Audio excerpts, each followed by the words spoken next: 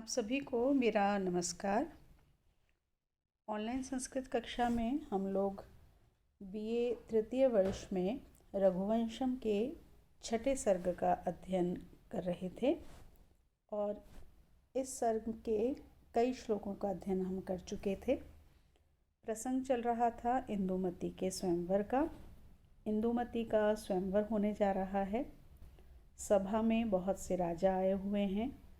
इंदुमती स्वयंवर सभा में उपस्थित हो चुकी है और इंदुमती के आने के बाद जो राजा लोग उसको वरण करने हेतु या ये इच्छा रख करके कि इंदुमती उनका वरण करे वहाँ पर उपस्थित हुए हैं, वो इंदुमती को देख करके उसे अपनी ओर आकर्षित करने के लिए अनेक प्रकार की श्रृंगारिक चेष्टाएं कर रहे हैं, क्रियाएं कर रहे हैं। उन क्रियाओं का वर्णन हमारा चल रहा था। उसी प्रसंग में हम बढ़ रहे हैं आज के अगले श्लोक की तरफ। अब आप लोगों को ये समझ में आ गया है कि किस तरह से आपको श्लोक को देख करके पहले उसके शब्दों का संधि विच्छेद करना है और उनका अर्थ समझना है शब्दों का, और अर्थ समझ करके उनका अन्वय करना है। अन्वय का तात्पर्य कि जिस क्रम में उसका अर्थ निकलेगा उस क्रम में श्लोकों को लगाना और फिर हमें उसका अनुवाद और व्याख्या करनी है। तो अब हम सीधे श्लोक पर चल रहे हैं, क्योंकि अब तक आप अन्वय आदि समझ चुके हैं। तो आप स्वयं से प्रयास कीजिए और अगर कोई समस्या होती है तो हम इसके विषय में फिर से बात कर सकेंगे। तो बढ़ते हैं आज के श्लोक की तरफ। कुशेशया ताम्रतलेन कश्चित करेण रेखा ध्वज लांछनेन रत्नांगुलीय प्रभयानुविद्धान उदीर्यामास सलिलमक्षान। क्या कहा यहाँ पर देखिए, कश्चित, पहले इसका अन्वय कर लें तो हमारे लिए आसानी होगी। कश्चित लेंगे हम यहाँ पर पहली पंक्ति में आगे से कुशेशय ताम्रतलेन कश्चित, यहाँ से उठाएंगे। कश्चित कुशेशय ताम्रतलेन रेखा ध्वज लांछनेन करेण रत्नांगुलीय प्रभयानुविद्धान अक्षान सलीलम उदीर्यामास। देखिए, कश्चित कोई, क्योंकि अनेक राजाओं का वर्णन हो रहा है तो ये किसी एक राजा का वर्णन है, तो वो कह रहे हैं कि कोई राजा कुशेशया ताम्रतलेन। यहाँ उन्होंने क्या बताया कि जो कुशेशयम, जो कमल के समान कुछ कुछ ताम्र वर्ण का है, जो ताम्र वर्ण होता है उसके समान ताम्र वर्ण वाले तलेन, तल मतलब हाथ का तल, अर्थात जो हमारी तलवा, जो हमारा तलवा है उसके लिए कहा है कि उसके समान तलवे वाला है। ऐसे रेखा ध्वज लांछनेन, ध्वज आदि रेखाओं से जो युक्त है, हाथों पे जो हथेलियों का जो तल होता है, तलवा होता है हथेलियों का, जिसे हम हथेली भी कहते हैं, तो उन हथेलियों पे जो रेखाएं होती हैं उन रेखाओं में कुछ शगुन होते हैं। तो एक ध्वज का चिन्ह होता है जो राजाओं के लिए श्रेष्ठ माना जाता है, तो उनके लिए कहा कि ध्वज आदि रेखाओं से जो चिन्हित है, ऐसे करेण, ऐसे कर से, कर कहा जाता है हाथ को, तो ऐसे कर से, ऐसे हाथ से, रत्नांगुलीय प्रभयानुविद्धान, रत्नों से जड़ी हुई जो अंगूठियां हैं उनकी प्रभा से युक्त, उनकी कांति से, उनकी चमक से युक्त, अक्षान, अक्ष जो पासे होते हैं, जो जुए के लिए, जुआ जिनसे खेला जाता है, तो जो अक्ष हैं जुए के लिए जो पाशे हैं उनको सलीलम, लीला के साथ में, क्रीड़ा के साथ में, उदीर्यामास ऊपर की तरफ उछालने लगा। कि किसी राजा ने क्या किया है, यहाँ पर उन्होंने कहा कि एक राजा है जिसकी हथेली कैसी है, जैसे कमल होता है उसके समान ताम्र वर्ण वाली है। ताम्र का जो वर्ण होता है वो कुछ लालिमा लिए हुए होता है, तो ताम्र के समान लाल वर्ण की हथेली है, उसके हाथ का तल है और उसके ऊपर जो रेखाएं बनी हुई हैं, जो चिन्ह बने हुए हैं, वो किसके बने हुए हैं, ध्वज आदि के चिन्ह बने हुए हैं। और उसने अपने हाथ से अंगूठियों की, जो ऐसा हाथ जो अंगूठियों की कांति से सुंदर दिखाई दे रहा है, उन हाथों में उसने पाशों को ले रखा है, अक्षों को ले रखा है जिनसे जुआ खेला जाता है, और उन पाशों को वो ऊपर की ओर उछालने लगा है। इस तरह से वो इंदुमती को अपनी तरफ आकर्षित कर रहा है। अब पहले के वीडियोस में आपने देखा होगा कि जब इनकी व्याख्याकारों ने टिप्पणी इनकी जो व्याख्या की है, जो जिस तरह से इनका अर्थ निकाला है, तो उसमें ये दिखाया है कि जो राजा चेष्टा कर रहा है वो कुछ बात कहना चाह रहा है, लेकिन जो इंदुमती है वो भिन्न उसका अर्थ निकाल रही है। वक्ता की बात और बोद्धा की बात, वक्ता मतलब कहने वाला अर्थात जो भी राजा, जिस भी राजा का वर्णन हो रहा है, और बोद्धा का तात्पर्य समझने वाली अर्थात इंदुमती, जिसके लिए कहा जा रहा है। एक ही बात है लेकिन दोनों उसका अर्थ अलग अलग निकाल रहे हैं। तो यहाँ पर जो राजा है वो ये संकेत कर रहा है कि यदि तुम मेरा वरण करती हो, मेरे साथ विवाह करती हो, तो मैं इसी तरह से तुम्हारे साथ में पास से खेलता रहूँगा। मल्लीनाथ ने यही इसका अभिप्राय बताया है। किंतु इंदुमती ये कह रही है कि ये जुए के मामले में कायर पुरुष है, इसलिए उन पासों को उछाल रहा है। ये उसने इसका आशय लगाया है और इसलिए उसने सोचा है कि मुझे इसका वरण नहीं करना है। तो इस तरह से वक्ता ने कोई बात कही है और बोद्धा ने उसकी कोई दूसरी बात ली है, उसका कोई दूसरा अर्थ यहाँ पर लिया है। अगले श्लोक की तरफ बढ़ते हैं हम। अगला श्लोक है कश्चित यथा भागम अवस्थिते अपि स्वसन्निवेशात् व्यतिलंघनीव वज्रांशु गर्भांग अंगुली रंध्रमेकम व्यापार्यामास करम किरीटे। कश्चित कोई अर्थात कोई दूसरा राजा, इससे पहले दूसरे राजा की वर्णन हुआ, अब किसी दूसरे राजा का वर्णन हो रहा है। कोई दूसरा राजा कश्चित, अच्छा इसका पहले एक बार हम अन्वय बना लें। कश्चित यथा भागम, आप वीडियो को रोक करके अपनी कॉपी को लेकर के नोट भी कर सकते हैं, समझ भी सकते हैं, ताकि आपका अभ्यास हो जाए। कश्चित यथा भागम अवस्थिते अपि स्वसन्निवेशात् व्यतिलंघिनी इव किरीटे वज्रांशु गर्भा अंगुली रंध्रम एकम करम व्यापार्यामास। कश्चित कोई अन्य राजा यथा भागम, जहाँ उसका स्थान है, जो उसका उचित स्थान है, जो उसका ठीक स्थान है, उस पर अवस्थिते अपि, अवस्थित होने पर भी, स्थित होने पर भी, विद्यमान होने पर भी, स्वसन्निवेशात अपने स्थान से, अपनी जगह से, व्यतिलंघिनी एव, जैसे उसने व्यतिलंघन कर दिया है, जैसे वो वहाँ से चंचल हो गया है, जैसे वो वहाँ से हिल गया है, ऐसे किरीटे, ऐसे उस अपने किरीट को, किरीट कहते हैं मुकुट को, अपने मुकुट पर वज्रांशु गर्भांगुली रंध्रम, जो वज्रों से, जो हीरों से युक्त उसका मुकुट है, उसके गर्भ में, उसके बीच में से अंगुली रंध्रम, अंशु वज्रांशु, जो वज्र के जो किरणें हैं, मणि की जो, हीरे की जो किरणें हैं, उसके समान उसकी अंगुलियों के बीच में से, अंगुलियों में जो छिद्र हैं उनके मध्य में से, मतलब उसके मुकुट में जो हीरे जड़े हुए हैं, उन हीरों की जो किरणें हैं उनसे प्रकाशित होती हुई उंगलियों के बीच में जो रंध्र हैं, जो छिद्र हैं, उससे युक्त एकम करम, अपने एक हाथ को व्यापार्यामास, उसने व्यापार किया अर्थात उसको घुमाया, इधर उधर उसको हिलाया।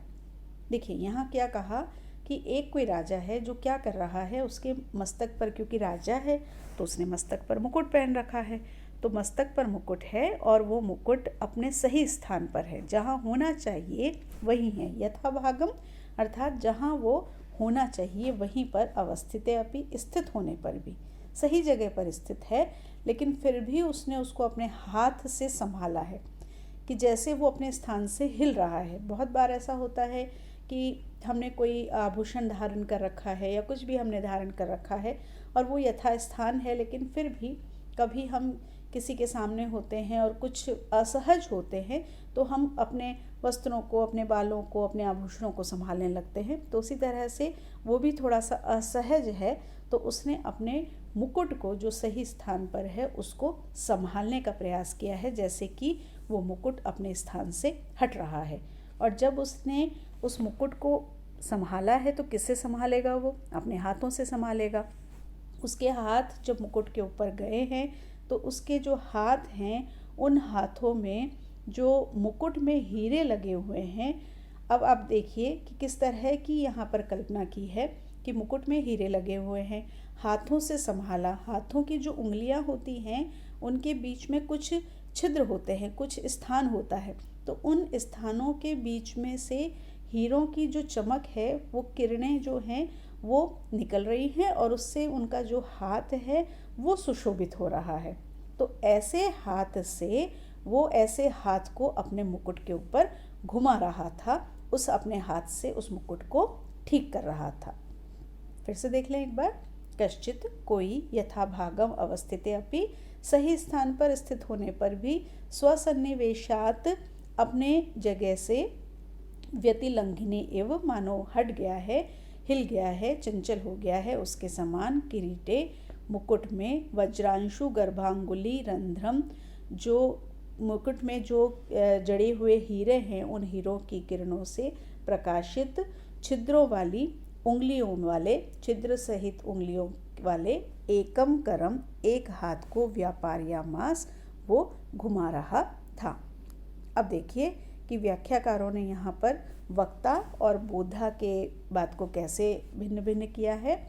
यहाँ पर ये कहा गया एक अर्थ कि इससे राजा ये संकेत कर रहा है कि मैं सदैव तुम्हें अपने मस्तक पर बैठा करके रखूँगा, क्योंकि ये संकेत चल रहे हैं, क्योंकि उसने अपना जो हाथ है वो मस्तक पर रखा, तो इसका तात्पर्य यह है कि वो इंदुमती को ये कहना चाह रहा है कि यदि तुम मेरा वरण करती हो तो मैं तुम्हें सदैव अपने मस्तक पर रखूँगा। मस्तक का मतलब क्या तात्पर्य हुआ कि मैं तुम्हें बहुत अधिक सम्मान रखूँगा। मस्तक पर हम किसको रखते हैं? जिसे हम बहुत अधिक सम्मान देते हैं, उसके लिए कहा जाता है मस्तक पर रखना।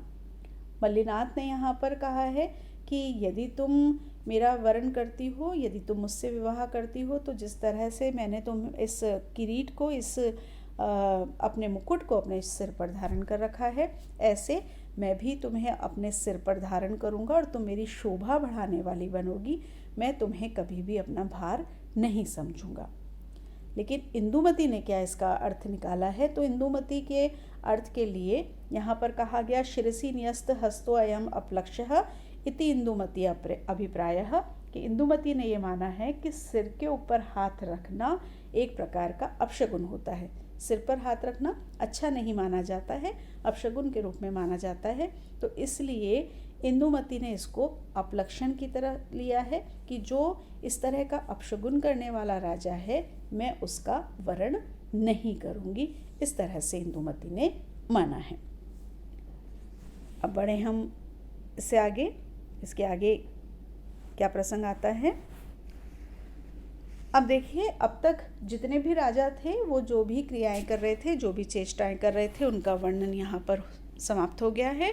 अब आगे क्या होने वाला है। ततो नृपाणाम श्रुतवृत्त वंशा पुंवत प्रगल्भा प्रतिहार रक्षी प्राक सन्निकर्षम मगधेश्वरस्य नीत्वा कुमारीम अवदत सुनंदा। इसके बाद क्या हुआ, तो अब जो सुनंदा है वो उनको इंदुमती को एक एक राजा के पास लेकर के जा रही है और उन राजाओं का परिचय कराएगी, क्योंकि इंदुमती को वरण करना है उन राजाओं में से किसी एक राजा का। तो वो कैसे वरण करेगी? जब तक उसे ये पता नहीं होगा कि कौन राजा है, उसकी क्या विशेषता है, तो वो कैसे वरण करेगी। तो जो सुनंदा है वो सुनंदा एक एक राजा के पास में इंदुमती को लेकर के जा रही है और फिर एक एक राजा का वर्णन कराएगी। तो सबसे पहले इन्होंने कहाँ से शुरू किया है? सबसे पहले मगधेश्वर से शुरू किया है। और एक बात आप ध्यान रखिएगा, इस प्रसंग से ही आप इस बात को ध्यान रखिएगा कि कालिदास कहाँ के थे, इस संबंध में बहुत से विवाद होते हैं। उन विवादों में एक ये माना जाता है कि वो मगध के थे, और मगध के क्यों थे, इसके कई कारणों में से एक कारण यह भी माना जाता है कि इंदुमती का ये जो स्वयंवर का जो श्लोक हम पढ़ रहे हैं, इसी श्लोक का उदाहरण लेकर के माना जाता है कि जब उसने राजाओं का वर्णन प्रारंभ किया है तो सबसे पहले किस राजा का वर्णन किया है? मगध के राजा का वर्णन किया है।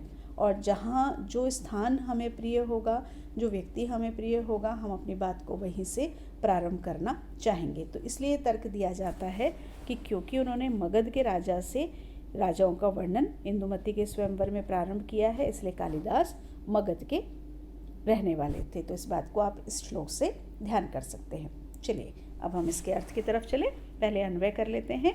ततः नृपाणाम श्रुतवृत्त वंशा प्रगल्भा प्रतिहार रक्षी सुनंदा प्राक कुमारिम, आप संधि भी देखते जाइए साथ में, मगधेश्वरस्य सन्निकर्षम नीत्वा पुंबत अवदत।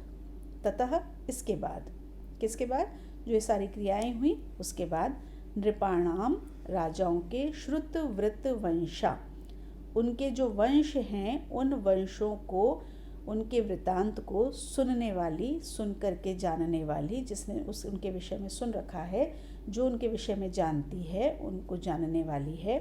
प्रगल्भा, ऐसी प्रगल्भा, ऐसी चतुर, ऐसी बोलने में चतुर, ऐसी अत्यंत बोलने वाली। प्रतिहार रक्षी, जो प्रतिहार रक्षी है। ये सुनंदा कौन है?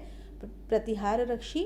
प्रतिहार का मतलब द्वार की जो रक्षा करती है। प्रतिहारम द्वारम रक्षतीति, द्वारपालिका, तो इसको द्वारपालिका कहा जाएगा। तो जो प्रतिहार रक्षी है, जो द्वारपालिका है, सुनंदा, सुनंदा नाम की, प्राक सबसे पहले, कुमारिम कुमारी को, कुमारी अर्थात राजकुमारी, राजकुमारी कौन है?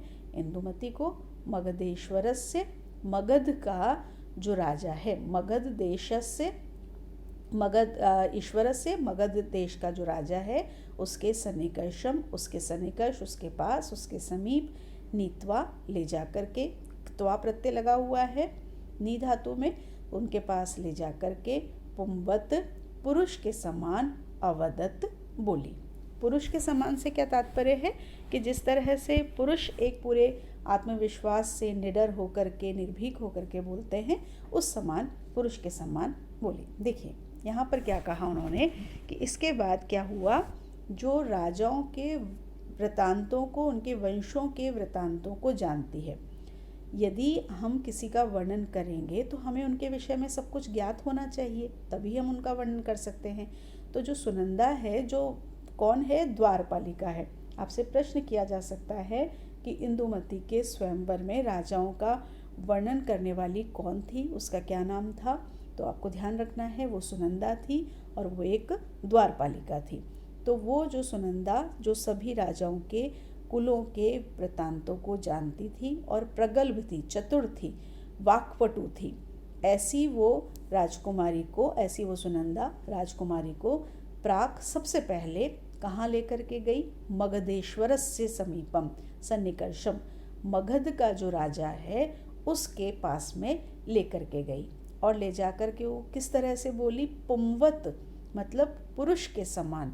जिस प्रकार से पुरुष बोलते हैं, जिस प्रकार से पूरे आत्मविश्वास से, भय से रहित होकर के पुरुष बोलते हैं, उसके समान वो बोली। इसके पश्चात एक बार अर्थ देख लें। इसके पश्चात राजाओं के चरित्र एवं वंश को जानने वाली, प्रगल्भ प्रत्युत्पन्नमती, जो अंतःपुर की द्वारपालिका है, सुनंदा, ऐसी सुनंदा सबसे पहले राजकुमारी इंदुमती को मगध के राजा के पास ले जा कर के पुरुष के समान पूरे आत्मविश्वास से उनसे बोली। क्या बोली? तो अगले श्लोक पर चलते हैं। अब यहाँ पर इस श्लोक में मगधेश्वर का वर्णन किया जा रहा है। असौ शरण्यः शरणोन्मुखानाम् अगाध सत्वो मगध प्रतिष्ठः राजा प्रजारंजन लब्ध वर्णः परम तपो नाम यथार्थ नामा। असौ यह शरणोन्मुखानां शरण्यः, अगाध सत्वः मगध प्रतिष्ठः प्रजारंजन लब्ध वर्णः परंतपो नाम यथार्थ नाम राजा। बहुत सीधा सा है, जैसा श्लोक है लगभग वैसा ही इसका अन्वय है, बहुत ज़्यादा अंतर नहीं है इसमें। देखिए असौ, यह कौन? जिस राजा का वर्णन हो रहा है, यह शरणोन्मुखानाम, शरण उन्मुखानाम, शरण की तरफ उन्मुख हुए, शरण की ओर आए हुए, आश्रय के लिए आए हुए जो लोग हैं उनके लिए शरण्य, उनको शरण देने वाला है, उनकी रक्षा करने वाला है। अगाध सत्वः, बहुत ही गंभीर स्वभाव वाला है। अगाध बहुत गहरा कहा जाता है, यहाँ पर गहरे से तात्पर्य गंभीर से है, गंभीर स्वभाव वाला है। मगध प्रतिष्ठा, मगध देश की प्रतिष्ठा स्वरूप है, मतलब या फिर मगध देश में जो निवास करने वाला है, मगध देश में रहने वाला है, उसकी प्रतिष्ठा स्वरूप है। प्रजा रंजन लब्ध वर्णः, प्रजा के रंजन के लिए, आनंद के लिए, लब्ध वर्णः जिसका नाम प्रसिद्ध है, कि जो प्रजा को आनंद देता है, इस रूप में जिसकी प्रसिद्धि है। परम तपो नाम, लेकिन जो परम तप है, परम तप का मतलब जो पर को तपाने वाला है, पर का मतलब जो शत्रु, परान शत्रुन ताप्यति इति शत्रु संतापनात्, तो जो शत्रुओं को तपाता है, शत्रुओं को पीड़ा देता है, इस प्रकार का यथार्थ नामा जैसा नाम है उसी के अनुसार यह राजा है। ये जो मगधेश्वर है इसका नाम क्या है, तो यहाँ पर उन्होंने बताया इसका नाम है परम तप। ये आपसे प्रश्न में भी पूछा जा सकता है, छोटे प्रश्न, वस्तुनिष्ठ प्रश्नों में भी पूछा जा सकता है कि मगध के राजा का नाम क्या है। तो आपको ये ध्यान रखना है उसका नाम परम तप है, और उसका नाम परम तप क्यों है, उसका क्या अर्थ है, उसे यथार्थ नामा क्यों कहा गया है, तो आपको ध्यान रखना है।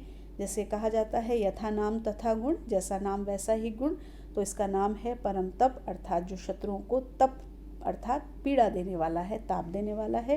तो ये भी ऐसा राजा है कि शत्रु इससे भयभीत रहते हैं, ये शत्रुओं का विनाश कर देता है, इसलिए जैसा इसका नाम है वैसा ही है। अपनी प्रजा को आनंद देता है, लेकिन शत्रुओं को ये ताप देता है।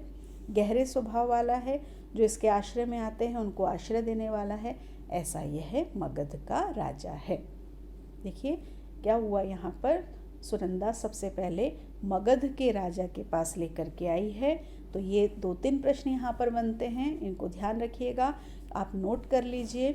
सबसे पहला प्रश्न ये बनता है कि सुनंदा सबसे पहले किस राजा के पास इंदुमती को लेकर के गई, तो इसका उत्तर होगा मगध के राजा के पास, जिसका नाम है परंतप। दूसरा प्रश्न पूछा जा सकता है मगध के राजा का नाम क्या है, तो आपको ध्यान रखना है मगध के राजा का नाम है परंतप। तीसरा प्रश्न पूछा जा सकता है इसे यथार्थ नामा क्यों कहा गया, तो इसका उत्तर है क्योंकि वो शत्रुओं को पीड़ा देने वाला था, तो जैसा नाम वैसे ही उसमें गुण थे, इसलिए इसको यथार्थ नामा कहा गया। ठीक है, एक बार फिर से देख लें इसको। असौ यह शरणोन्मुखा नाम, यह शरण की ओर आए हुए जो लोग हैं उनका शरण्य, उनका शरण देने वाला है, उनका आश्रय है। यहाँ पर शरण्य, शरणे साधु शरण्य, इस तत्र साधु इस पाणिनीय सूत्र से यहाँ पर यत् प्रत्यय किया गया है स्वभावर्थ में, और इस प्रकार से ये शरण्य शब्द बना है। तो जो ये शरण में आने वाले लोगों के लिए शरण देने वाला है। अगाध सत्वः, जो बहुत गंभीर स्वभाव का है, गहरे स्वभाव का है। मगध प्रतिष्ठा, मगध में निवास करने वाला है, मगध की प्रतिष्ठा स्वरूप है, ऐसा यह है।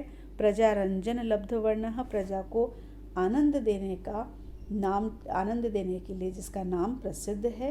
परम तपो, परम तपः, परान ताप्यति इति परंतपः, इस तरह से इसकी व्युत्पत्ति होती है। परान शत्रुओं को, ताप्यति तपाता है, पीड़ा देता है, इति परंतप, इस तरह से परंतप शब्द बनता है। तो ये शत्रुओं को पीड़ा देने वाला, यथार्थ नामा जैसा इसका नाम है उसी के अनुसार गुण वाला राजा यह राजा है। ये किसने बताया है, ये बताया है सुनंदा ने मगध के राजा के लिए। तो इसको हम यहीं पर समाप्त करते हैं और इससे आगे हम अगले वीडियो में बढ़ेंगे।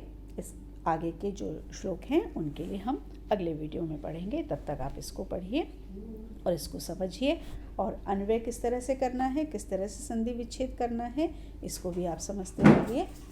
नमस्कार।